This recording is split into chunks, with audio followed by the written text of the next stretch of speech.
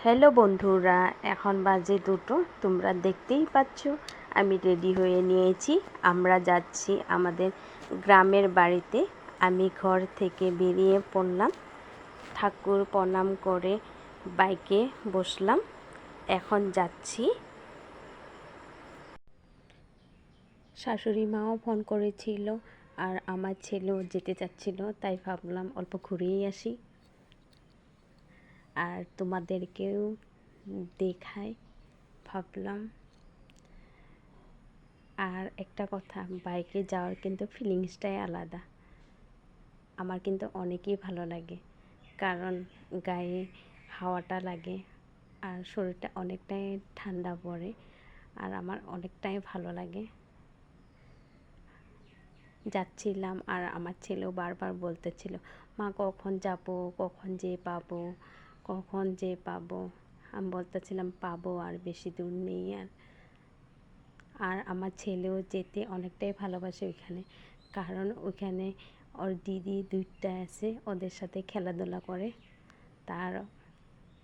তার জন্য ওর তাড়াহুড়া হচ্ছিল, কখন যে পাবো এরকম লাগছিল।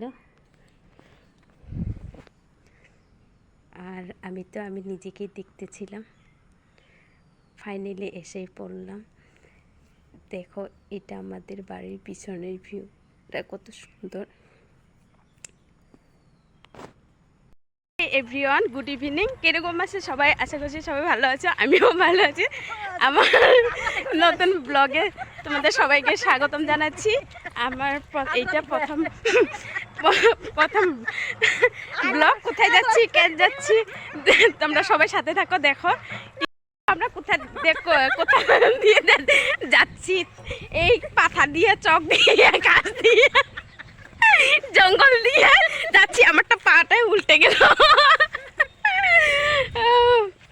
দেখো, আমাদের সাথে থাকো। ফাইনালি আমরা কোথায় আসলাম দেখো। সত্যি কথা বলতে আমিও জানি না এখানে কি হয়।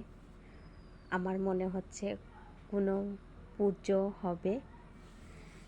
দেখো তোমরাও, আমিও দেখি।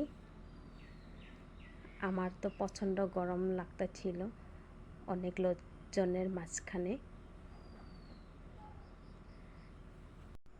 তাই আমি বাইরে বেরিয়ে আসলাম। তোমরা দেখতেই পাচ্ছ অনেক লোকজন। আর ওইদিকে আমার ছেলে স্কুলের পার্কে খেলতেছিল, তাই এগিয়ে আসলাম আর দেখছিলাম ওদের খেলা দেখতেছিলাম। আর এখন আমরা এখান থেকে যাব চড়ক পুজোতে, যেটা বৈশাখ মাসের লাস্টে হয়।